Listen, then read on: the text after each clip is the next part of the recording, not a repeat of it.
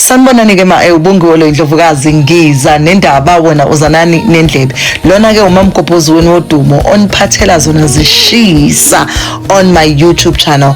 Please don't forget to subscribe, like and comment. Angiqondanga ukunithusa nokunisabisa kodwa bese nibonile le video leyo sisilona ugeli othi enene uhlala kaMhlabi yalingana and kunama rules akaMhlabi yalingana that yena she knows and community knows ukuthi mawuhamba emgaqweni othile nje ngesikhathi esukuthi kunezinto ezithile nje kungamele uzenze. Niyayazi leyo video leyo? Okay, ngoba niyazi ke umamgobhozi nodumo ubongo Ndlovukazi nginiphethe. So nayi video ibukeni bese nangitshela ukuthi what you take. Ohlala kaMhlabi yalingana sicela zo confirm.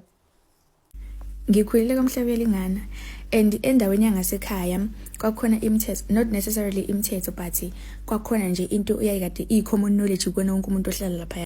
Okokuqala kulomgwaqo esihlala kuona uMadudula wawungeke ngebhadi nangephutha uzuhambe nenyama lapha mesilike lashona ilanga. Uyabonga lezi khadi lezi singabosisi manje sekumnyama vele ngaphandle.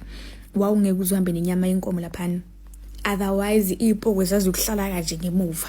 Okwesibili, uma ke kwenzeka wahamba wedwa kulomgwaqo lo kuMadudula ebusuku, wezwa kukhona into eshwaqala emuva, ungabheke emuva, phokophela phambili. Wezwa kukhona into ekusindayo emahlombe, ungabheke emuva, phokophela phambili. Wezwa ngathi kukhona okudlwathuzelayo emva kwakho, ngathi kukhona ukugijimisa noma kukhona ukulandela, ungagijimi. Relax.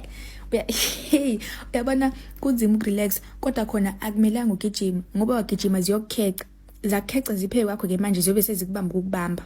And once zakubamba ipoko zakhona uyovuka uvuke emathuneni abantu ekseni bayokuthola sebekuthola nawe endaweni ongazazi ukuthi ufike kanjani kuyona. Zakubamba nje kuyolamula ukusa.